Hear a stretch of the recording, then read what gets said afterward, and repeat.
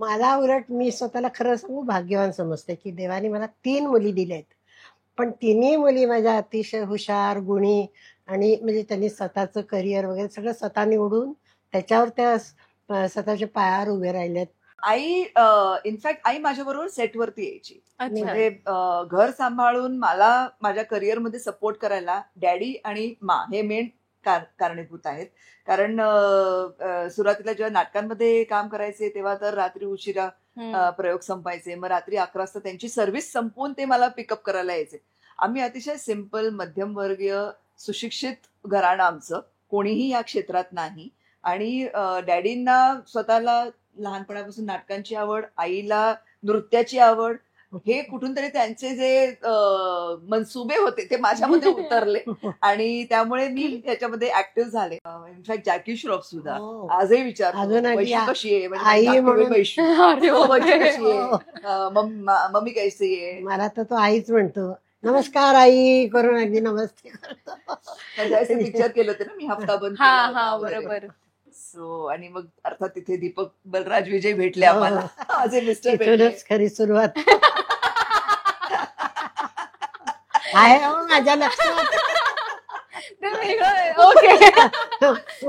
वय झालं तरी लक्षात आहे. गोष्टी ऑफर आली, माझे मिस्टर दीपक, बॉबी, मुलगा दोघे म्हणाले नाही, तुझं ते विश्व नाही, तू भांडणार नाहीस, तू काही कारस्थान करणार नाहीस, नको जाऊस.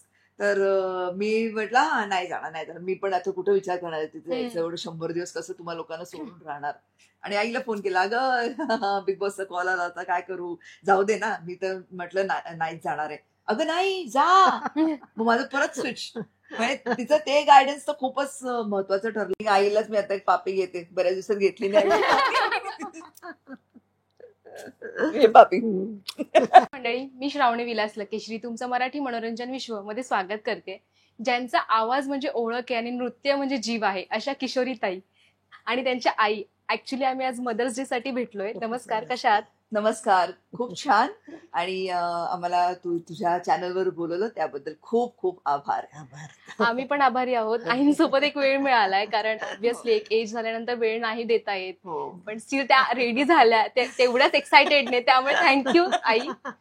नाही मलाही त्यात आनंदच वाटतोय, पण असं वाटतं की नीट होईल की नाही, भीती वाटते जरा. आता तेवढं हे नाही राहिलं पहिल्यासारखं, कॉन्फिडन्स नाही एवढा. नाही असं काही नसतं. आई म्हणजे फुल स्टार आहे, रॉक स्टार. हो. ऍक्च्युली त्या एक्सायटेड मध्ये जेव्हा आल्या ना तेव्हाच कळलं की काहीतरी वाईब छान आहे, पॉझिटिव्ह वाईब आहे इथे. त्यामुळे छान वाटते. पण मला ऐकायला खरंच आवडेल की आईंचं नाव आणि त्यांची ओळख. सो माझ्या आईचं नाव आहे वंदना, माहेरचं नाव वंदना दशरथ, आणि वंदना शहाणे झाली ती. आणि वंदना दशरथ असताना लहानपणी म्हणजे माझे जे आजोबा होते ते कलेक्टर होते. ओके. आणि त्या काळचे कलेक्टर म्हणजे मिनिस्टरचा त्यांचं स्टेटस असायचं. त्यामुळे आईला कायम लाडवलेली, कारण शेंडेफळ. आणि त्यांच्या घरी भरपूर फ्रुट्स यायचे आणि काय काय काय काय त्यांना खूप फॅसिलिटीज असायच्या. ऐश्वर्यात आयुष्य म्हणजे माहेरचं अच्छा. सगळं चला छान म्हणजे गेलं. तिकडे थिएटर्स पण असायचे, तर आई म्हणायची 10 मिनिटं उशीर होतोय, तर ते मॅनेजर म्हणायचे काय प्रॉब्लेम नाही, आम्ही येतो, तुम्ही या, आम्ही बंद करतो तोपर्यंत. पुन्हा सुरू करायचे रीड. अरे बापरे, इतकं. हो. आणि नवीन पिक्चर आला की घरी पाठवायचे आणायला माझी गाडी, की चांगला पिक्चर लागलाय चला बघायला. ते म्हणजे एवढं ऐश्वर्य होतं त्या सगळं.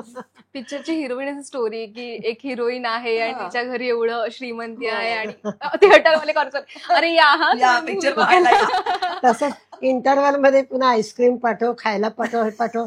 बेबी आली सर्वांची छोटी बेबी आहे तिला. एवढं चालायची तेव्हा, लाड खूप हे झालं. वा.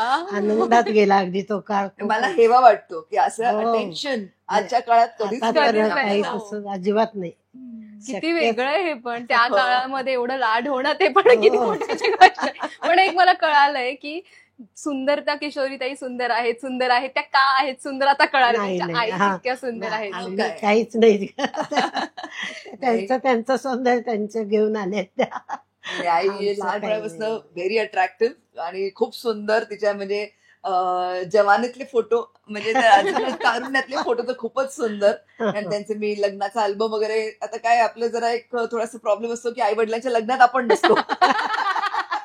हो, प्रत्यक्ष बघायला ते सगळ्यांचंच दुःख आहे. असं दुःख आहे ते.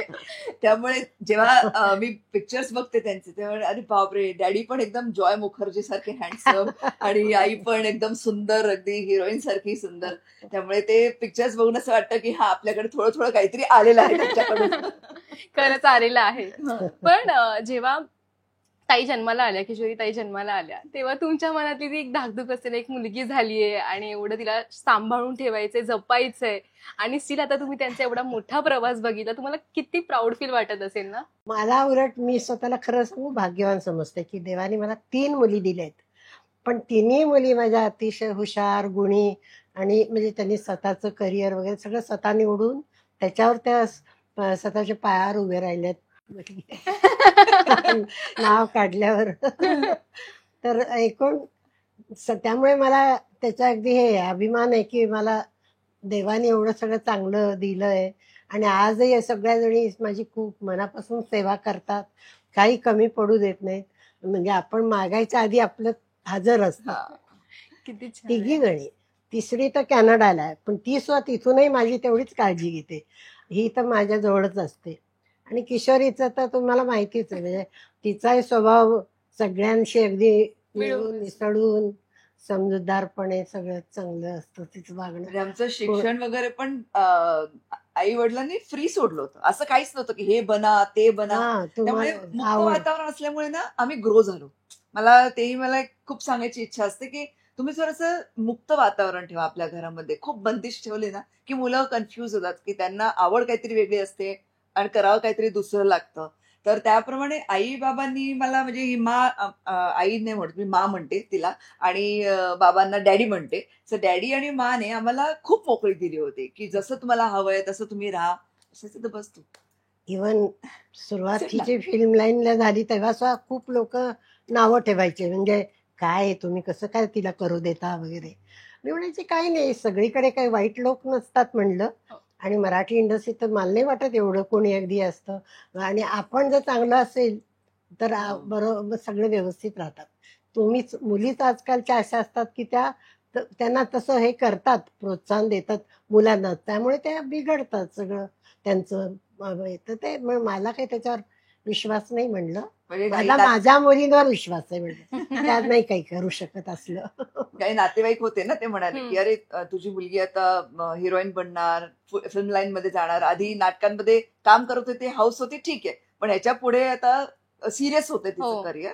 तर आई बाबांना तेच मी पण ते विश्वास दिला होता की माझं एज्युकेशन मी सोडणार नाही, कारण माझं करिअर ऍक्च्युली 8वी मध्ये सुरू झालं. म्हणजे 8वी मध्ये असताना नकळ सुरू झालं. इनफॅक्ट मी आणि माझी धाकटी बहीण वैशाली आम्ही दोघी दुर्गा झाली गौरी या नृत्य नाटिकेत आम्ही डान्स करायचो आणि तिथून माझा प्रवास सुरू झाला. तिनं मध्ये सोडलं, 2-3 वर्षानंतर तिनं तिचं कॉलेज आणि तिचं वेगळं करिअर तिनं सुरू केलं. पण मी समहाव अभ्यास करता करता मला ह्याची खूप आवड होती. त्यामुळे मला ती खूप मी मेहनत घेतली की म्हणजे मी सकाळी 5:30-6ला उठून शाळा, ट्युशन्स, रिहर्सल्स हे सगळं करून मग परत परीक्षेतही डिस्टिंक्शनने पास होणं वगैरे, फार 90% पण 75-80% पर्यंत तुम्ही आणायचे आणि जे आई बाबांना इनफ होतं. आणि माझ्या दोघी बहिणी पण, म्हणजे माझी मोठी बहीण आर्किटेक्ट झाली, धाकटी बहीण एअर होस्टेस. सगळे आपापल्या पायावर उभ्या राहिल्या. आपल्या आवडीने सगळं आपलं करिअर निवडलं, त्यामुळे सगळे यशस्वीपणे त्याच्यात आज हे आहे, चालू आहे त्यांचं सगळं. छान वाटतं की विमेन्स अशा काम करतायत आणि ते पण स्टेबल होऊन. तुम्ही म्हणता की 75-80% फार कमी आहेत, पण आमच्यासारख्यांनी काय करायचे ज्यांना लिटरली एवढं करून अभ्यास करून सुद्धा कमी मार्क्स पडतात, तुम्ही एवढं एक्स्ट्रा करिक्युलर पार्टिसिपेट करून म्हणता की एवढे कमी आहेत. पण मी सांगू, हे ना ऍक्च्युली मंत्र आहे. इफ यू डू मल्टीटास्किंग ना, भरपूर गोष्टी केल्यात ना तुम्ही, की तुम्हाला ती अजून एनर्जी वाढते. प्रत्येक विषयामध्ये तुम्हाला तितकं स्पर्धेत सारखं वाटतं की ह्यातही चांगलं झालं पाहिजे, ह्यातही चांगलं झालं पाहिजे. मला वाटतं की माझं माइंडसेट मी तसं आता पण ठेवलेलं आहे की मला आता तू जो म्हणतेस डिजिटल मीडियामध्ये पण मी ऍक्टिव्ह असली पाहिजे. मग ते इंस्टाग्राम असो, माझं युट्यूब चॅनल असो, किंवा मग फिल्म इंडस्ट्रीमध्ये असो, सिरियल्स मध्ये असो, ऍड्स मध्ये असो, I like to be everywhere. आणि मला ते सगळीकडे भरपूर मेहनत करायला आवडते. हो, तुम्ही ट्रेंडिंग रील्स खूप फॉलो करता. आम्ही ते चेक करत असतो नेहमी. नाही तर असं होतं की सिनियर आर्टिस्ट फार ऍक्टिव्ह नसतात, पण हा. त्यातल्या तुम्ही प्रचंड ऍक्टिव्ह आहे. मी म्हणेन हो. सगळीकडे ऍक्टिव्हनेस आहे. हो. ताई म्हणाल्या की तुम्ही सुद्धा डिजिटल मध्ये खूप ऍक्टिव्ह आहात. त्याबद्दल काय बोलाल? नाही, ते नाही. आईला फार आवडतात फोटो वगैरे काढणं, नंतर छान नटापटा करणं. आणि आवड आहे हा. हे नक्कीच आहे. आणि डिजिटल म्हटलं तर मला वाटतं तिच्या एज ग्रुप मधले तिच्या मैत्रिणींमध्ये कोणालाच व्हॉट्सअप वगैरे उघडता येत नाही किंवा युट्यूब ते उघडता आहे येत पण. नाही. पण आई खूप स्मार्ट. त्या मनाने आम्ही पुढे आहोत बघ जरा. म्हणजे मेसेजेस त्यांच्यातून हे हा, हा. अपडेट राहणं. अरे व्हॉट्सअपला कॉन्टॅक्ट पाठवणं पण किती कठीण आहे. हो. ती पाठवते व्हॉट्सअपला हा. मला कॉन्टॅक्ट उलट पाठवते. आवडच आहे ती, त्यामुळे मी नवीन कुणाचं चांगलं काही आलं की लगेच सगळ्यांना ते काय म्हणतात, खबर मिळाली चला हा. पाठवूया. तसंच आहे. आणि आता सध्या काय वेळही असतो ना. हो. मला या पायामुळे एक तर माझं काही कामच नसतं घरात. मी बसलेली असते जास्त करून. मग ते मोबाईल, टीव्ही आणि कोणी येतं जातं एवढाच वेळ जातो. बाकी मग इतर बिझी राहण्याचा प्रश्नच येत पण नाही. खरंच धन्यवाद आहे हे डिजिटल वर्ल्डमुळे ना. म्हणजे आता सिनियर सिटीजन त्यांना विशेष नाही तर असं फार काय बाहेर जाणं हो. वगैरे होत नाही. हो. पण त्यामुळे इतकी नॉलेज मिळतं ना खरंच आहे, त्याच्यातून. त्यांच्यासाठी मोबाईल म्हणजे फारच हा. अगदी म्हणजे चांगलंच आहे. म्हणजे आईकडे माकडे खबर असते, माझ्याकडे नसते. म्हणजे तिने मला फोन करून सांगितलं हे सुरू झालं ते सुरू झालं. म्हटलं अरे बापरे हो का. असं ती मला कळवत असते काय काय गोष्टी घडतात जर हो, आजूबाजूला. बरोबर. कारण मी माझ्या ह्याच्यात बिझी असते ना थोडंसं. मला एवढं काय फार करंट अफेअर्स मध्ये एवढं लक्ष घालायला वेळ नाही मिळत. पण आई एकदम अपडेटेड. येस. मला ऍक्च्युली ऐकून छान वाटलं की कारण खरं जे एजेड आहे किंवा ज्यांना खरं चालता येत नाही त्यांच्यासाठी चांगली गोष्ट ही म्हणजे डिजिटल आणि Digital. फोन. हो. म्हणजे त्यामुळे ते माइंडसेट थोडा चेंज होतो. नाही तर दिवसभर तेच तेच हा. तेच डोक्यामध्ये फिरत राहतं. ऍक्टिव्ह राहतं ना माणूस. ऍक्च्युली. ब्रेन्स ऍक्टिव्ह राहतात तुमचे. आणि अजून पण तुम्हाला पण काहीतरी लिहून पाठवायची इच्छा होते. हो, कारण बरोबर. गप्पा मारायला तसं कोणी मिळत नाही हो. आजच्या काळात. सगळेच बिझी असतात ना आपापल्या कामात. हो. आपल्यासाठी कोण दिवसभर बसून राहणार तिथे गप्पा मारायला. पण ते जेवढा वेळ असतो त्यात हे असा वेळ चांगला जातो माझाही. छान आहे, ही गोष्ट छान आहे. तुम्ही घर खरंच छान ठेवलंय. मला असं एंट्री मारल्या वाईब आली की मी अरे 90s मध्ये आली का असं झालं माझं. 90 मध्येच घेतलेलं ते घर. आमचे हो. स्टील अजूनही तसं शिकवून ठेवून नाही तर खूप Yes, जण yes, yes. कन्स्ट्रक्शन करत राहतात. चेंज करतात. आणि Correct आहे. मुली खूप मेहनत घेतात. ही धाकटी मुलगी माझी ती पण म्हणजे यांना खूप आवड आहे सगळ्या आणि गोष्टीची. ही ऍक्च्युली जी एरिया डॅडींनी सिलेक्ट केली. आणि Okay. त्या वेळेस म्हणजे खूप इकडे एकदम सन्नाटा, काहीच नाही वातावरण, म्हणजे कोणीच नव्हतं, रहदारी नाही, काही नाही. पण ते म्हणाले की माझं फ्युचर विजन आहे की हे एरिया खूप डेव्हलप होणार.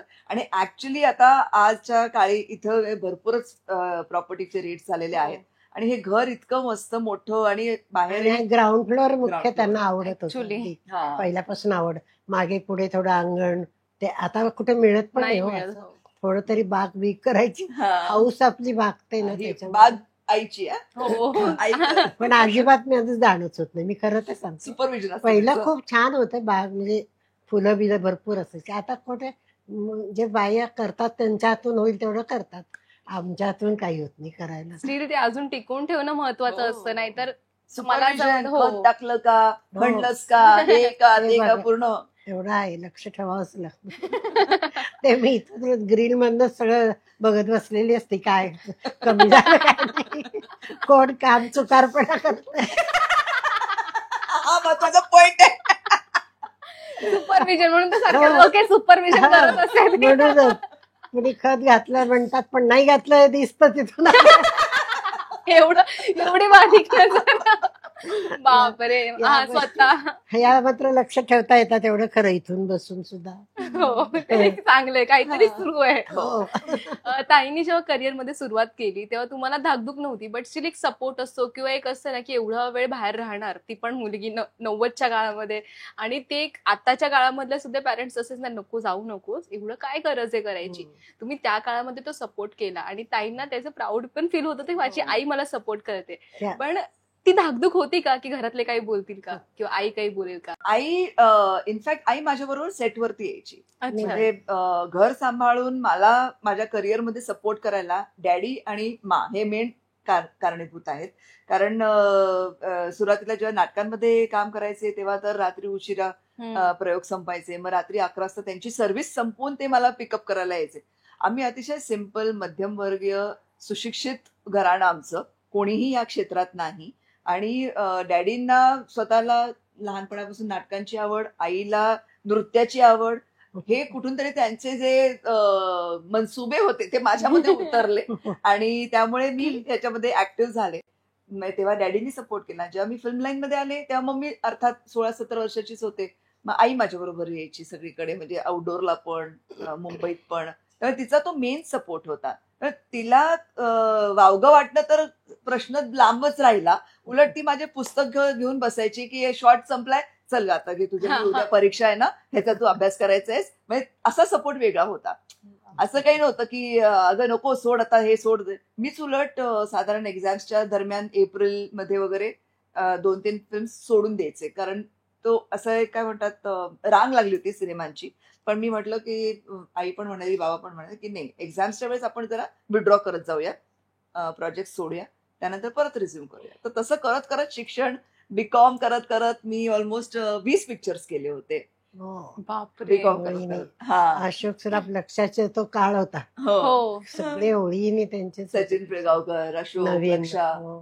त्यांच्याबरोबर सगळे सिनेमे ओळीनं चालू होते. सगळे कॉमेडीची एक लाट होती. सुवर्ण काळ होता तो आपल्या मराठी सिनेमा इंडस्ट्रीचा. सो येस, आई बाबांमुळेच ते सगळं शक्य झालं. आणि ऍब्सोल्युटली. त्यांच्या वडिलांनी तर खूपच, म्हणजे रात्री अपरात्री तेच जायचे आणायला गेला. माझा तेव्हा उपयोग नसायचा, तर ते खूप त्यांनी शेवटपर्यंत सगळ्या गोष्टी स्ट्रगल चिकाटी भरपूर, त्यांची चिकाटी जास्त. अच्छा.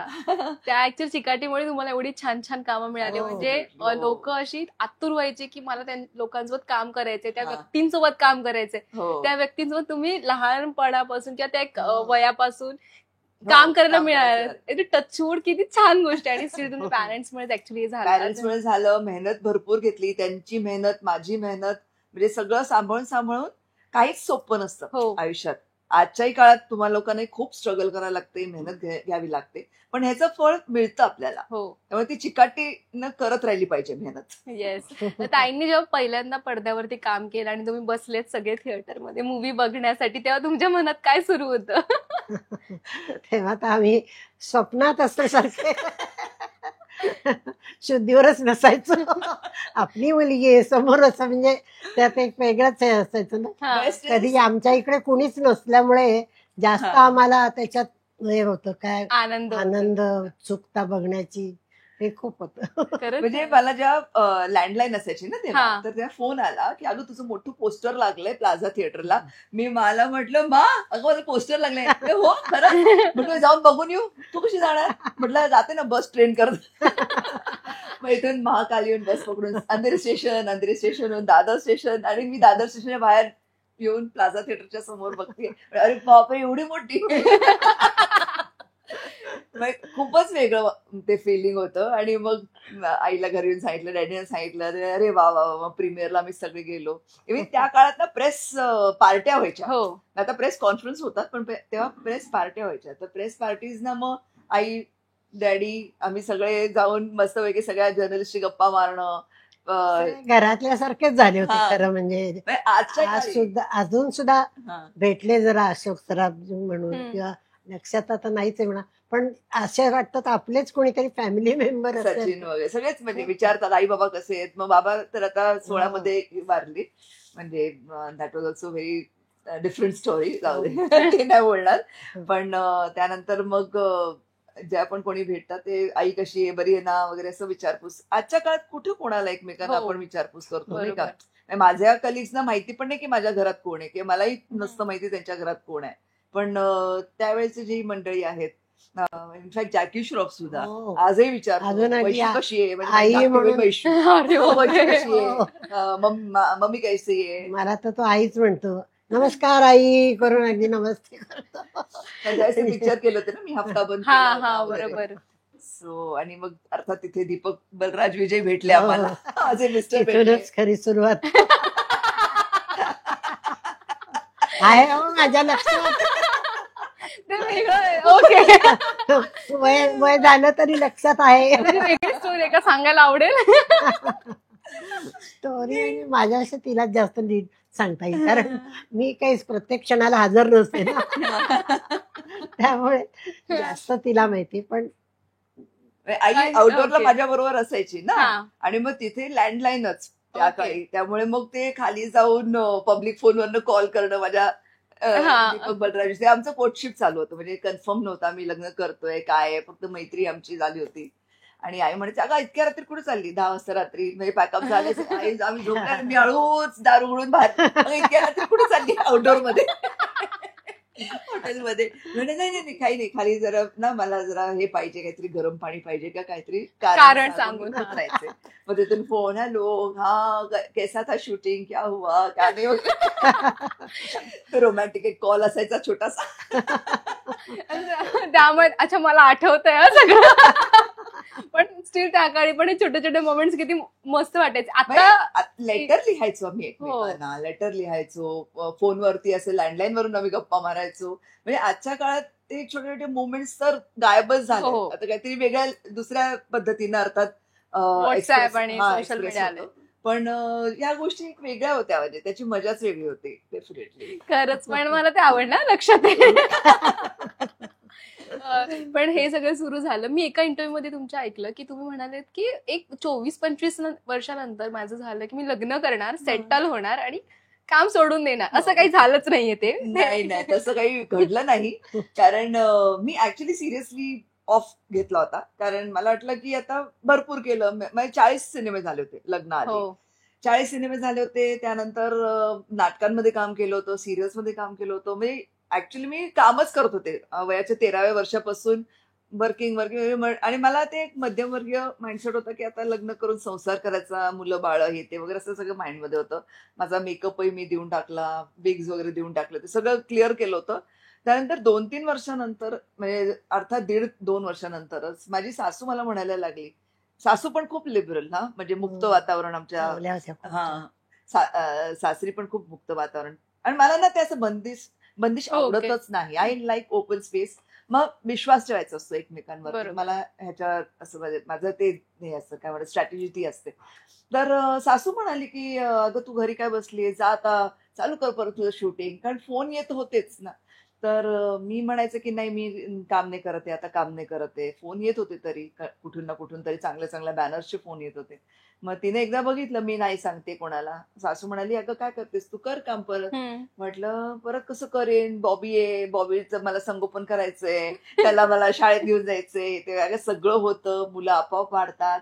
आणि अर्थात सासूंचं आणि माझं घर वेगळं होतं. असं नव्हतं की आम्ही अच्छा. एका घरात राहतोय. त्या 3rd फ्लोअरला होते, मी ग्राउंड फ्लोअरला होते. म्हणजे असं पण नव्हतं की मी त्यांच्यावर सोडून जाणार आहे बॉबीला. पण त्यांची हिंमत होती, त्या म्हणाल्या करायला लाग काम, आपण मेड वगैरे अरेंज करू, बॉबी कधी वरती येईल, आमच्याकडे येईल कधी, असं वगैरे. म्हटलं ठीक आहे. मग मी मला पण सांगितलं, म्हटलं मला अशी मम्मी म्हणतायत जाऊ शूटिंगला. मा पण म्हणाली त्या म्हणतायत इट्स ओके, आणि तुला आहे का तेवढं, म्हणजे सुचतंय का तेवढं बॉबीला सोडून हे सगळं करणं. आई मी म्हटलं हा, म्हणजे मॅनेज करेन, मल्टीटास्किंग अगेन. म्हणजे मी आता शांत झाले होते, ते आता परत मल्टीटास्किंगच्या चक्रात हो. मला पडायचं आहे. तर असं करून ती परत हळूहळू सुरुवात केली. मग ते वीकलीज असायचे पूर्वी, वीकली, ओके. डेली सोप्स नव्हते तेव्हा. हा तर वीकली असायचं, त्यामुळे तसं काम कमी होतं. म्हणजे महिन्यातनं एक 5 ते 10 दिवस शूटिंग असायचं. मग हळूहळू डेली सोप्सचा जमाना आला. मग मी फक्त आउटडोअरचे सिनेमे नव्हते करत, कारण मी ऑलमोस्ट 10-12 वर्ष सोडलं होतं. बरोबर. मराठी फिल्म इंडस्ट्रीमध्ये काम नव्हतं केलं, किंवा कुठल्या फिल्ममध्ये काम नव्हतंच केलं, कारण सगळ्यांचं आउटडोअर जास्त असायचं. आउटडोअर म्हणजे मुंबईच्या बाहेर शूटिंग. तर मला ते रात्री मला सोडून जायचं नव्हतं माझ्या फॅमिलीला. सो आय जस्ट मॅनेज की बरं सिरियल करत राहिले, आणि मग ते मॅनेज झालं सगळं. सो दॅट्स हाऊ मी परत या ग्राइंड मध्ये हो. आले. आणि I am happy about it. मला असं काही नाही की अरे कुठून परत पडले याच्यामध्ये. कारण माझे मिस्टर दीपक पण खूप सपोर्टिव्ह, म्हणजे डॅडी आणि मम्मी. सासरी सगळेच असे हा. होते, पण अगदी सासू सासरी ते तर काय बघायलाच नको. आमच्यापेक्षा जास्त प्रेम Modern केलं, इतकं प्रेम. सांगेन मी. हो. खूप केलं त्यांनी. म्हणजे ती Yes. इकडे होती, डिलिव्हरीसाठी आली तरी सासूबाईंचे तिचे सारखे फोन यायचे, कधी येणारेस कधी येणारेस, आम्हाला इथं करमत नाही, घर खायला उठतं. म्हणजे इतकं त्यांचं होतं प्रेम, खरंच. हो. खूप छान फॅमिली मिळाली आहे Yes. तुम्हाला. खूपच Touch wood, चांगलं. touch wood. Yes. आणि तुम्ही आता एक असतं की लग्न झाल्यानंतर आईसोबतचा एक बॉन्ड किंवा आपल्या आई वडिलांसोबतचा एक बॉन्ड तुटतो किंवा काही ना काही कारणांमुळे कम्युनिकेशन राहून जातं. सो बरोबर. तुम्ही आता मी तुमचं बॉन्ड बघते तर मला वाटत नाही की असं फार असेल झालेलं, पण फार नसेल झालेलं. हा. मग तुम्ही तो कॅप कसा भरून काढला किंवा आताच्या काळातल्या पिढीतल्या मुलींना गरज आहे त्या गोष्टींची, कारण एक मेनोपॉज झाल्यानंतर आईला एक खूपच डिस्ट्रॅक्शन होतं किंवा एक असतं की नाही अरे आई तू अशीच करते, तू अशी का करते, हा. या गोष्टी फार होतात. लग्न झाल्यावर ते तुटून जातात. मी कामात आहे, आपण नंतर बोलूया हा. असं होऊन बरोबर. तो वेळ येतच नाही बोलण्याचा. हा. ती भर कशी काढवायची? बरोबर आहे. माझा म्हणजे आता लग्नानंतर म्हटल्यावरती डेफिनेटली संसारात जास्त मी गुरफटले. पण तरी फोन एक असं माध्यम आहे ना, त्यामुळे तुम्ही इतक्या टचमध्ये राहता कायम. हो. आणि मी प्रयत्न करत असते, आठवड्यातनं 2-3 वेळा तर येतेच. म्हणजे तसं मी अच्छा. प्रयत्न करते. म्हणजे माझं शूटिंग पण असतं आजूबाजूला आजच्या काळातही. मी प्रयत्न करते की माझं समजा आता 8:30च्या कॉल टाइमला तर येऊ नाही शकत, पण एक 10 वाजता वगैरे कधी बोलवलं शूटिंगला तर सकाळचा एक थोडासा एक्स्ट्रा वेळ असतो. मग मी माकडे येते, मी म्हणते काय तशी काय पाहिजे? वेळात वेळ काढून येऊन जाते, पण ती उभ्या उभ्या हा. का होईना 5-10 मिनिटं बसते आणि जाते. मी सांगते एक 10 मिनिटासाठी येते हा, ये 5 मिनिटासाठी येते ये. म्हणजे आई पण अंडरस्टँडिंग काय, कारण तिने माझं आयुष्य पाहिलंय ना. बरोबर. इट कॅन बी की मी इथं पण तिथं पण सगळीकडे कसं म्हणजे देव नाही. तरी मग एक दिवस नाही आला फोन तरी मी लगेच चिडते. हा. दुसऱ्या दिवशी लगेच चिडून बोलते तिला, काय ग काल फोन नाही केला, वेळ नाही वाटतं मिळाला. फोन तर रोज असतो. माहिती असतं ही बिझी आहे, पण तरी एक असतं ना असतं एक राग, खोटा राग असतो ते. आता त्यांना हक्क हक्क असतो असतो. तो. हा तेच. हक्क असतो, ऑब्विस येते, कारण वाटतं ना की आपल्या Yes. माणसाशी आपण बोलावं हो. आणि तो एकच आणि व्यक्ती असतो त्यातून आपल्याशी. आता कसं मला मी अगदी एकटी पडलेली असते ना, म्हणजे हो त्यामुळे कुणीतरी सारखं बोललं पाहिजे, आलं पाहिजे असं एक वाटतं. उगीच माहिती आहे कोणाला वेळ नसतो, पण तरी आपला हक्क म्हणतात हो. तसं, बरोबर का नाही बरोबर. केलास फोन, का नाही आलीस, हा. चालू असतं माझं कुरकुरती. पण छान आहे ना ताई, तो एक वेळ काढून येतात आणि हो. ऍक्च्युअली बघायला गेलं तर शूटिंग लाईन मध्ये वेळ नसतो, नसतो. पर्सनल नसतोच, तरी नाही. स्टील आपण एक आपल्या व्यक्तीसाठी वेळ काढतो आणि हो, हो. छान राहते, सगळं नातं छान आहे. Yes. जेव्हा तुम्हाला असं खायची इच्छा होते तेव्हा व्हायची, आताची नाही, खायची इच्छा व्हायची आणि असं असायचं की आईच्या हातचं काहीतरी हवंय, कम्फर्टिंग फूड, ते हा. कम्फर्टिंग फूड काय असायचं? आई एकदम उत्तम काय म्हणतात अन्नपूर्णा आणि खूप छान सुगरण, सुगरण. तुला शब्द सांगते, सुगरण. हा, हे मराठी एक्सपर्ट आहे एकदम. मला ऍक्च्युली मराठीचा पण शब्द कुठला अडला ना की आईला म्हणून मा या शब्दाचा जरा मराठी शब्द सांग. आता ते विसरलेत शब्द. तर सुगरण म्हणजे पुरणपोळी असो, लाडू असो किंवा इव्हन नॉर्मल जेवण काय म्हणतात आमसूल गुळाची आमटी असो, सिंपल मधली सिंपल, खूप उत्कृष्ट. आणि मला लहानपणी जेव्हा नॉनव्हेज मला खूप आवडायचं, ब्राह्मण घर, अजिबात आमच्या घरी काही जेवण कधी असं नॉनव्हेज नाही बनलं, पण माहित नाही माझ्या अंगात नॉनव्हेज खायचंय. मग ते माझ्या मैत्रिणीच्या डब्यांमधनं मी जेवायचे वगैरे. तर आई म्हणाली तुला एवढं का आवडतं नॉनव्हेज? म्हटलं मला माहित नाही, चमचमीत छान वाटतं. मग ती काय करायची, रविवारी बटाट्याची ना मसालेदार भाजी बनवायची. मसालेदार भाजी बनवते आणि का हा हे खरंच खूप टेस्टी आहे, मटणासारखं लागतं. बटाटा. हा, बटाट्याची भाजी. पण ना माझ्या घरात म्हणजे आताही अंड बनवत आहे, मी नसताना सुद्धा नाहीच म्हणजे बनत कोणासाठी. तर तरी डॅडी वर ओके, मला ऑमलेट आणि ब्रेड आणून द्यायचे आणि मी घरात आई मला बनवून द्यायची ऑमलेट आणि 4 स्लाइस ब्रेड. त्याच्या पुढे नाही आम्ही कधी गेलो, अंड्याच्या बाहेर पुढे नाही आमची हिंमत जायची. पण हे पण म्हणजे रूल हो, ब्रेक हो. करण्यासारखं झालं तेच ना. म्हणणार म्हणजे होते ते डॅडीनं तर कांदा लसूण पण नाही हो, आवडायचं. त्यांना अजिबात बापरे. नव्हतं आवडत. आणि आमच्या घरी गणपती बसतात, तर हे सगळं असतं. पण ते तरी त्याला सगळं पार करून त्यांनी माझ्या प्रेमापोटी मला एग फ्राय, 4 स्लाइस ब्रेड असं मी खाऊन जायचे, नाश्ता करून जायचे. खरंच चांगलंय, कारण रूल ब्रेक करणं आणि हो, त्या काळात इम्पॉसिबल गोष्ट होती. हो. खरंच पण इम्पॉसिबल. हल्ली अगदी खावं लागतंच नाही, आणि ती सवय असलेली पण बरी, हो. अडत नाही. नॉनव्हेज इंटरनॅशनली फिरायचं असेल तर तुम्हाला Actually. सगळ्या फार गोष्टीची बाहेर सवय असते. अडतं गेलं कुठे की ना. हो, मग तुम्ही बाहेर कधी असं फिरायला गेला तर आईंना प्रॉब्लेम झाला होता का कधी? नाही, ती वेळ नाही आली. माझ्यापुरतं काहीतरी व्हेज मिळत होतं आणि एवढं म्हणजे असून आडून नाही बसलं एवढं. पण या लोकांना कसं वरच्यावर जावं लागतं ना काहीतरी हो. कारणाने. हो. माझं काय कधीतरी होतं, तेवढं काही अडत नाही. पण हिला त्यामुळे या मुलींचं म्हणते तुम्हाला जे आवडेल ते खात जा बाबा, आमच्यासारखं नका राहू. आम्हाला म्हणजे आम्ही खाऊच शकणार नाही, जरी किती म्हणजे माहेरी खातात सगळे. पण अच्छा. मला माझा भाऊ मुद्दाम चिडवायला माझ्या ताटात काहीतरी टाकायचं नॉनव्हेज. मी त्याला हात पण नाही लावायची, तशी उठायची जेवून. तो म्हणायचा, अगं बघ चवतं बघ, चवतं बघ. तरी नाही, मला ते हिंमतच झाली नाही खायची कधी. तसं मुलीने नको म्हणलं, तुम्ही खा बाबा सगळं. तुमचं निदान पुढे अडायला नको कुठेही म्हणजे. हो. बरोबर. बरोबर ऍक्च्युली खरंच अडतं. हा. हो. व्हेजिटेरियन आता तर विगन झाले, Vegan, विगन हो. त्यांचं ते तर अजून वेगळंच आहे. वेगळं आहे त्यांचं. पण जर तुम्ही असं आधीच्या काळात म्हणजे तुम्ही जेव्हा लहान होता आणि नंतर तुम्ही जेव्हा कामाला लागला, एक वेळ मिळतो की पिकनिकला जाऊया, आई वडिलांसोबत टाइम स्पेंड करूया. तो हा. टाइम स्पेंड करायला मिळाला तुम्हाला आणि एखादा किस्सा झालाय, छान अशी मोमेंट झालीये? आय थिंक टाइम स्पेंड मोठं झाल्यावर एवढा नाही मिळाला फिरायला फार. पण जसं माझं एक छोटं घर आहे मुळशी तालुक्यात. मग तिथं आई, डॅडी आम्ही सगळे असं पिकनिक म्हणून आम्ही जात होतो मोठे झाल्यावरती. पण लहानपणी डॅडीने आम्हाला काश्मीरला फिरवलं होतं. हो, त्यामुळे काश्मीर तेव्हा आणि ते आम्ही सगळेच ते कुठे गेलो होतो आपण आणखी? गुलमर्ग, सोनमर्ग, पहलगाम बापरे. ते आणखी वेगळंच नाव आहे. नावही विसरली ते. ते सगळीकडे आम्ही तिकडे फिरायला गेलो होतो. म्हणजे असं काही ना काहीतरी. सिंगापूर वगैरे पण झालं हा, आपण. सिंगापूर, दुबई झालं यांचं. मी त्यांच्याबरोबर नव्हते तेव्हा. मी माझ्या सासरी अच्छा. होती, पण वैशू माझी धाकटी पण त्यांना घेऊन गेली होती फिरायला.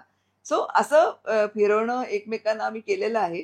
पण अगदी खूप खूप असं नाही. हा, जास्त आमच्या हा, कामातच जास्त असल्यामुळे ना थोडस ते कठीण आहे. हम्म. पण जेव्हा पण वेळ मिळतो तेव्हा नक्कीच आईला मी घेऊन जात असते, कुठेतरी ड्राईव्हला घेऊन जाते वगैरे. आता ज्याला जशी वेळ मिळेल, सवड मिळेल तसं जातो मग. अगदी रेग्युलर नाही जाणं होत कुठे, पण तरी पुण्याला लग्न असतात आमच्या अच्छा. नातेवाईकांमध्ये. मग आईला मी गाडीत ते बस. ते मात्र ती चला जाऊया आता फिरायला. जबरदस्ती मला उचलून बसवत असते. आई म्हणते नको माझ्यासाठी, तुला मग तू स्लो डाऊन होशील, नको हे ते वगैरे. म्हटलं नाही पण तुझ्या- जायचंच आहे. जायचं. पण एखादी मोमेंट अशी आहे का की आईनेही शिकवलं आणि माझ्या लक्षात राहिलंय?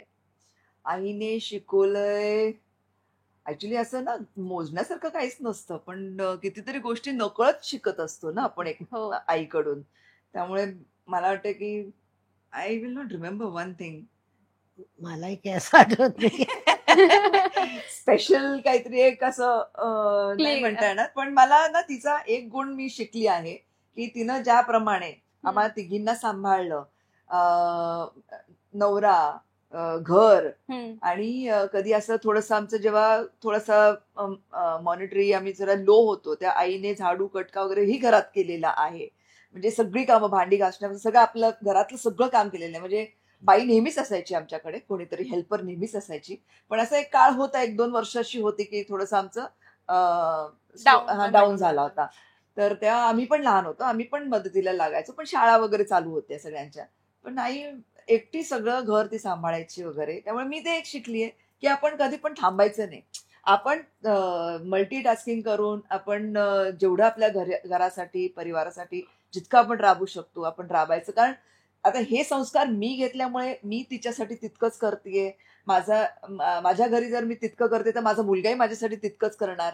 तर ही मला वाटते एक नकळतच आपल्याला येतं हे ते. पास ऑन केल्यासारखं झालेलं आहे हम्म. तिच्याकडून.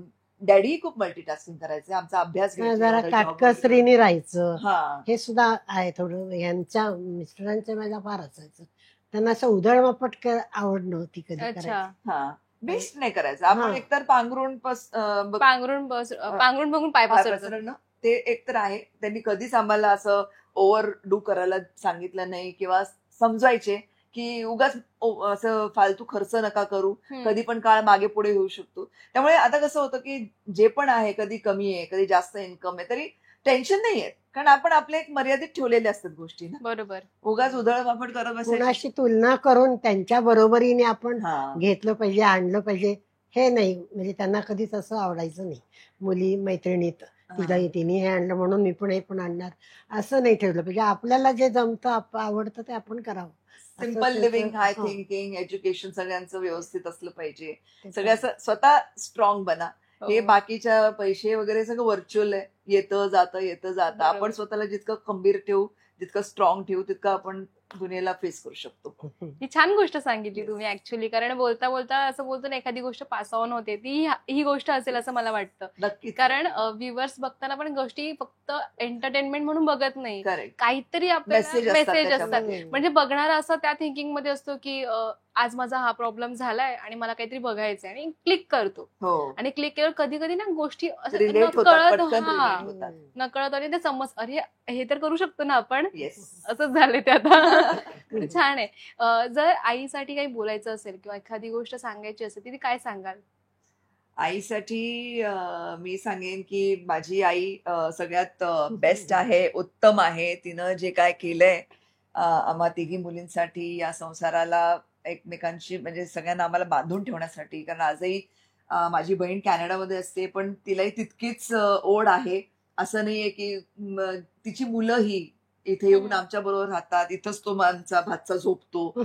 म्हणजे इतकं ते सगळं बॉन्ड आहे ना, ते मला वाटतं आईमुळे आहे, डॅडीमुळे आहे. त्यांचे आमचे संस्कार असे झाले आहेत की मला नेहमी मी असं स्वतःही म्हणत असते की family is an army of your own self. बरोबर. म्हणजे तुम्ही बाकी दुनियेशी कोणाशी पण तुम्ही तुम्हाला लढावं लागेल गोष्टींसाठी, पण इथं तुम्ही गृहीत धरू शकता की माझी फॅमिली आहे ना, ती मला सपोर्ट करणार. So what ever goes ups and downs, I think I can always fall back की आई आहे माझ्या बरोबर. आणि काही जसं मी म्हटलं, छोट्या मोठ्या गोष्टी कधी अडतात नडतात, मी आईलाच फोन करते आणि तिच्याशी खूप शेअर करत असते. इनफॅक्ट माझा 1 तासाचा ऑलमोस्ट रोजचा कॉल असतो, कारण तो मी शूटिंग मधनं पॅकअप झाल्यावर घरी पोहोचायला मला 1 तास लागतो, तेवढा 1 तास मी तिच्याशी बोलत असते रोज. वा. तर खूप तिच्याकडनं असं आहे म्हणजे हा. इव्हन चुका झाल्या तरी ती मला सांगेल, म्हणजे पण ते समजावून गोडीत, असा भांडून आरडाओरडा हा प्रकार नसतो कधी तिचा. भले माझ्यातनं चुका तर होतातच सगळ्यांच्या, कुणाला मी कुणा वागले चुकीचं वाईट बोलले असेल, कुणाला काही तर एखाद्या शब्दाने ती लगेच समजावते. म्हणजे असं नको माणूस बोलू असतो, असं ना. माणसांना हो. बदल एक्सेप्ट केला पाहिजे, बरोबर. मला असं वाटतं. तर आय थिंक पण ते जे समजावून सांगण्याची वृत्ती असते तिची. नाही तर काही जणांना कसं नुसतं चिडचिड भांडल्यासारखं बोलतात, तसं नाही ती बिग कधी. बॉस मध्ये आईने कोणाशीच मला नाही. जायला सांगितलं होतं. अरे हा, मी विचारणार होते बिग बॉस हो, बद्दल. ते मला फार वाटलं जावं तिने इच्छा मनापासून. माहित नाही खरं आपोआप कशी एवढी इच्छा वाटली. म्हणजे जेव्हा आलं तेव्हा मीच तिला पटकन म्हणलं गो जा. बिग बॉसची ऑफर आली, माझे मिस्टर दीपक, बॉबी, मुलगा दोघे म्हणाले नाही, तुझं ते विश्व नाही, तू भांडणार नाहीस, तू काही कारस्थान करणार नाहीस, नको जाऊस. तर मी म्हटलं हा नाही जाणार. मी पण आता कुठं विचार करणार आहे तिथे जायचं, एवढं 100 दिवस कसं तुम्हाला लोकांना सोडून राहणार. आणि आईला फोन केला, अगं बिग बॉसचा कॉल आला होता, काय करू, जाऊ दे ना. मी तर म्हटलं नाहीच जाणार आहे. अगं नाही जा. मग माझं परत स्विच. म्हणजे तिचं ते गायडन्स तर खूपच महत्वाचं ठरलं मला. ती म्हणाली अगं तू जा, तुला तिथं व्यवस्थित हँडल करता येईल, तुझा जो स्वभाव आहे तोच तिकडे मेन कामी येईल. म्हटलं तसं झालं खरं, पण टोटल ऑपोजिट झाला. तिला त्रासही झाला, पण त्याचा तिला फायदाही झाला तिच्या स्वभावाचा. हो. दोन्ही झालं म्हणजे. पण ऑडियन्स कडून तुमचा जो रिप्लाय होता तो छान होता की किशोरीताई स्टेजवर आहेत आणि त्या बिग बॉसच्या घरात आहेत. तो मोमेंट कसं तुम्ही टीव्हीवर बघताना का किशोरीताईंना बघायचा की अरे आता माझी मुलगी बिग बॉस मध्ये आहे हो. आणि आता ती भांडणार आहे, असं असं काही धाकधूक होती नाही, का? मला रडू यायचं पुष्कळ वेळा. तिच्याशी कोणी भांडलं, कोणी काही तिला बोललं की मला असं वाटायचं आत्ताच्या आता जाऊन तिला परत घेऊन यावं. कुठून चूक केली बोलायची जा म्हणून. म्हणजे तेव्हा असं वाटायचं कधी कधी खूप त्रास झाला की. पण झालं, शेवट परिणाम चांगला झाला तिची त्याचा. तब्येत खराब झाली होती. मी आले तेव्हा तिचं डायबिटीज वरती खालती, बीपी हाय लो. अरे म्हटलं अगं बापरे. बाबा झालं, संपलं ते.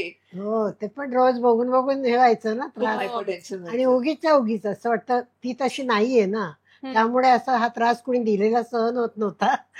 ती पण तशी असते बाबा, हा. तर मग आपण एवढं नाही लक्ष देत. पण बिग बॉसच्या घरामध्ये तुम्ही जेव्हा होता तेव्हा तुम्हाला जी काळजी, आता तुम्ही कसं म्हणाल मला घरातल्यांची काळजी होती, सोडून जायची इच्छा नव्हती, पण तुम्ही ती हिंमत करून तिथवर हो, गेलात आणि हो. तुम्ही तेवढे डेज स्पेंड Actually, केले. हेच माइंडसेट घेऊन मी गेले की 15 लोक माझी फॅमिली मेंबर आहेत. काही चूक भूल माफी असं मी करत करत पुढे सरकत गेले. मला ऍक्च्युली गेम करतायत हे कळायला सुद्धा 2-3 आठवडे गेले हो. की गेम करतात माझ्या बरोबर. म्हणजे माझ्या मैत्रिणी सुद्धा माझ्या बरोबर गेम करतायत. ग्रुप म्हटलं तरी तेही गेम करतायत हे सगळं कळायला खूप वेळ गेला. पण तो ऍक्च्युली गेमचा भाग आहे आणि तिथं मी 100 दिवस राहिले. कोणाचा संपर्क नव्हता, पण एक मेंटल स्ट्रेंथ होती की आईने सांगितलंय जा आणि बॉबी आणि दीपक बाहेरून मला सपोर्ट करत असतील. हा एक मेंटल. मुलांनी तर खूपच तिला छान सपोर्ट केला म्हणजे बॉबीने खूप सपोर्ट केला मला त्याच्यामध्ये. खरंच छान आहे. म्हणजे हो. पण आता कॉन्टॅक्ट आहे की नाही कोणासोबत? जसं बोलणं नॉर्मल बोलणं तरी कोणासोबत होतं की नाही? नॉर्मल बोलणं म्हणजे शिव भेटतो कधी ना कधीतरी हम्म. इव्हेंट्स मध्ये वगैरे, किंवा इतर लोकही जरी भेटली तरी ते जागा आहे किशुताई करून मग गळे असं गळ्यात गळे आणि सगळं एव्हरीथिंग इज व्हेरी नॉर्मल. असं काहीच Okay. नाहीये. मी स्वतःही मनात काहीच कोणाबद्दल ग्रज ठेवला नाहीये. म्हटलं ते तसे वागले कारण त्यांना तो गेम गेम खेळायचा होता. हम्म. प्रत्येक ते ऍक्च्युली तो बिग बॉसचा गेम लाईफ सारखा आहे की हो. पुढे कोणाला जायचंय त्यामुळे हा. दुसऱ्याला पाडूनच पुढे जावं लागणार आहे. Correct, ते एक correct. असं होतं, त्यामुळे Correct. ते करणं गरजेचं होतं. आतमध्ये जाऊन तेच मला जाणवलं की अरे हे तर सगळं आपण बाहेरही बघत असतो. आपल्या मागून कोणीतरी येतं, आपल्याला ढकलून पुढे निघून जातं. म्हटलं या गोष्टी तर बाहेरही घडतात, म्हणजे तोच हा गेम आहे. गेम आहे. असं. पण छान होतं कारण एक नवीन गोष्ट आपण आपल्याला नवीन ओळखले जातो. हो. स्वतःला स्वतः भेटतो. कधी कधी म्हणजे असं होतं. माझा ऑडियन्स आता 5 वर्षाच्या लहान मुलांपासून झाला. हो. मग त्यांनी माझा बिग बॉस पाहिला. किशोरी ताई म्हटलं एवढी छोटीशी मला किशोरी ताई म्हणते, सो स्वीट असं झालं ते. तर आंटी मावशी ऐकायची सवय झाली होती. नाही ते होतं ना, सगळ्यांनी तुम्हाला ते नाव ताई हे हा. आपल्याकडे एक शब्दच आहे, ताई आणि दादा. मग कोणीही असू दे, ताई दादाच होतात आपले सगळे. पण हा. त्यामुळे ते एक चांगलं त्याने मला बेनिफिट मिळालं डेफिनेटली. आईंना असं वाटलं की आता मला राग आलाय आणि त्या रुसून बसल्या, तुम्ही त्यांना मनवता कशा? किंवा जर ताई रागवल्या तुम्ही त्यांना कशा मनवता? ताई आमची रागवतच नाही. मग तिची रागवत नाही म्हणून मला राग येतो. हे वेगळे. कधीच रागवत नाही. तिचे सगळे माझ्या चिडतात, चिडत जातात. तिचे मिस्टर पण तेच म्हणतात, मला पण हिच्या ह्या एकाच गोष्टीचा राग येतो की हिला कधी राग येतो. काय करू? मी खूप प्रयत्न करतो हिला आता तरी चिडेल, आता तरी चिडेल. पण रागवतच नाही. नाही. राग बघायला मिळतं एकदम रौद्र रूपेन असं वाटतं आता एकदाच. काय माहिती, आय डोंट नो. तेवढं माझं ब्लास्ट कधी होईल का आयुष्यात, आय डोंट नो. कारण मी सगळ्याच गोष्टी खूप लेट इट गो मध्ये. हा लेट इट गो. इकडनं ऐकलं, इकडनं सोडून दिलं. मी मनात धरत नाही गोष्टी. म्हणजे समजा कोणाची काही असे हुज्जत घातली असेल कोणी माझ्या फॅमिली मेंबर बरोबर, तेव्हा मला राग आला असेल की अरे असं कसं झालंय वगैरे. 4 दिवसानंतर भेटले, हाय करून मी परत मिठी मारणार. माझ्या मिस्टरांना, अगं शी वॉज अगेन्स्ट यू ना. म्हटलं ओ या आय फॉरगॉट. मी मनात धरतच नाही. तुम्ही खरंच वेगळा आहात, कारण जर एवढं झालंय स्टील. रात गई बात गई असं आहे. अच्छा. पण ते एक त्यामुळे- चांगलं आपल्या मेंटल पीस साठी चांगली असते ती गोष्ट. Absolutely. मी मला हवं तेवढंच मी घेते, बाकी फिल्टर करून सोडून देते. सोडून देते. तुम्ही कसं तुमच्या आईला बनवलं असेल? आई तर खूप रुसते. ती फायदा घेते. तिच्या शांतपणाचा फायदा घेते ती. शांतपणाचा फायदा आहे हा. खूप रुसते. मग फोनवर हा बोल का काय बोलली माझ्याशी, आता सकाळी नाही केलास कॉल मला. म्हटलं हो अगं काय झालं माहितीये, हा ठीक आहे. हा फोन संपेपर्यंत संपलेला असतो, ते राग गेलेला असतो. ते का फोन पुरता तो राग असतो कधी केलं. तुम्ही आईनं फर्स्ट गिफ्ट कुठलं दिलेलं आणि ते मेमोरेबल आहे आईंसाठी की माझ्या मुलीने मला गिफ्ट आणलंय? पूर्वी असं काय एवढं हे नव्हतं ना, बर्थडेला विकेन हेच असायचं, केक किंवा बर्थडेला साडी, अच्छा. ड्रेस हो. वगैरे असं जास्त केलेलं आहे. म्हणजे असं चालेल. लक्षात राहील असं गिफ्ट वगैरे तर नाही काय सांगता नाही. येणार आपल्याला. वस्तू अशी काही नाही, हम्म. प्रेम. प्रेम. मी पण तेच बोलणार होते, प्रेम. कारण आईला तेच आहे की जेव्हा पण काही पाहिजे का विचारलं तर ते, नाही सगळं आहे भरपूर आहे, सगळं आहे भरपूर आहे, काही नको असं चाललेलं असतं. त्यामुळे विशेष हे नाहीये. ठीक आहे. ताईंसाठी जर काय बोलायचं असेल तर काय बोलाल? ताईसाठी आता बोलण्या इतकं अजून काही राहिलंच नाहीये, पण एकूण सगळं तिचं नावं ठेवायला कुठे जागा नाही. तिचा आपला स्वभाव आहे तो आहे, सगळ्यांशी मिळून मिसळून वागणारी, न चिडणारी, न कुणावर रुसवा फुगवा धरत नाही कधीच. म्हणजे तेवढ्यापुरती बोलली तरी बोलेल, असं नाही तसं करायला पाहिजे, तसं नाही असं. पण दुसऱ्या दिवशी काही नसतं, ते मागचं विसरलेलं असतं आणि पुन्हा आपल्याला इकडे जायचंय, आपल्याला तिकडे जायचंय आणि तुला ते हे आणायचं होतं त्याचं काय झालं, हा. विषय वेगळे असतात. हो. माझा ते मंत्र ऍक्च्युली सांगू का इकडे? सांगा नक्की, आवडेल ऐकायला. तो मंत्र युज करतील ऑडियन्स. काढला ना तुझा मंत्र बाहेर. ऍक्च्युली असंच आहे की जेव्हा आपल्या समजा आर्ग्युमेंट काहीतरी होत असेल ना कोणाशी आणि खूप डिबेट वगैरे चालेल आणि त्याचं काही सोल्युशन नाही निघत आहे, डायव्हर्ट करायचं टॉपिक. ओके. सरळ डायव्हर्ट करायचं. समजा आता ही काळी नाही, लाल पाहिजे होती मला. लाल, अगं लाल नव्हती. अगं मग दुसऱ्या दुकानात जायचं होतं ना. नाही, दुसऱ्या दुकानात पण नव्हती. अच्छा, मग तू काल गेली होती त्या का नाही बघितलंस मग? अच्छा, नाही त्या दुकानात माझं बघायचं विसरून. असं कशी विसरलीस तू? काय माहितीये, काल ना मी काश्मीरचा एक फोटो पाहिला होता आपला जुना, नाही का, किती सुंदर फोटो होता ना. हो, तो पाहिलास तू? संपला विषय. तुम्ही खरंच काय वेगळाच यूज करता. म्हणजे ओके, रागवले माणूस विसरूनच जाईल. म्हणजे तुम्ही एखादी मोमेंट, अच्छा ही आवडते ना ही मोमेंट, आता हीच आता बोलायची, म्हणजे झाला विषय संपला तिकडे. असंच नाही. पण हे छान आहे तुमचं बॉन्ड, खरंच सुंदर आहे. बाकीच्या तुमच्या 2 बहिणींबद्दल काय बोलायचं असेल, तुमच्या 2 मुलींबद्दल तुम्हाला काही बोलायचं असेल नाही, तर? त्याच म्हणून म्हटलं ना, आधीच पहिलं तेच वाक्य बोलले की माझं नशीब चांगलं आहे की माझ्या 3ही मुली चांगल्या आहेत. माझ्या कुणाला मोठ्या नावं बहिणीचं नाव ठेवायसारख्या कोणी नाही. अनुराधा गुप्ता, धाकट्या बहिणीचं नाव वैशाली शहाणेच आहेत तिचं सरनेम. आणि त्यांना पण मुलं आहेत आणि वैशाली एअर होस्टेस आहे आणि अनुराधा आर्किटेक्ट कम टीचर. आता कॅनडामध्ये असल्यामुळे ती टीचर तिकडे आता. सो आहेत सगळ्या आपल्या आपल्या पायावर उभ्या आहोत आम्ही. हो, आणि लहानपणापासून सगळे तसे समजूतदार आहे. कुणाला फार काही अभ्यासासाठी वगैरे मागे लाग, कुठं हे कर, अशी वेळ विशेष नाही आणली कुणी. सगळे आपापल्या परीने व्यवस्थित राहिले. हा. छान आहे, खरंच सुंदर फॅमिली, Thank छान you, moments. Yes. Thank you so much, छान वाटलं. Yes. आणि जर तुम्हाला तुमच्या लाईफ मधली एखादी मेमोरेबल मोमेंट करायची राहिली आणि ती करायची अख्खी फॅमिली घेऊन, तर ती कुठली कराल? अख्खी फॅमिली घेऊन आय थिंक आईलाच मी आता एक पापी घेते. बऱ्याच दिवसात घेतली नाही. हे पापी हे राहून जात आमचं फोन्समुळे. एरवी वेळ नाही मिळत त्याला. हो, खूप गोड मोमेंट होती ही, नक्की ऑडियन्सला आवडेल आणि तुमचा बॉन्ड खूप छान आहे, असाच Thank you. राहू दे. आपण एवढे छान गप्पा मारल्या, आपण पुन्हा भेटूया.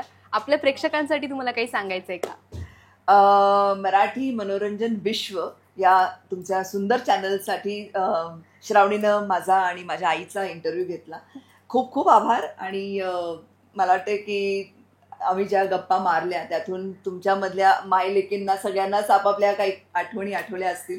तर डेफिनेटली मलाही इच्छा आहे की तुम्ही कमेंट करा, लाईक करा, सबस्क्राईब करा, हे चॅनल शेअर करा. फारच सुंदर आहे.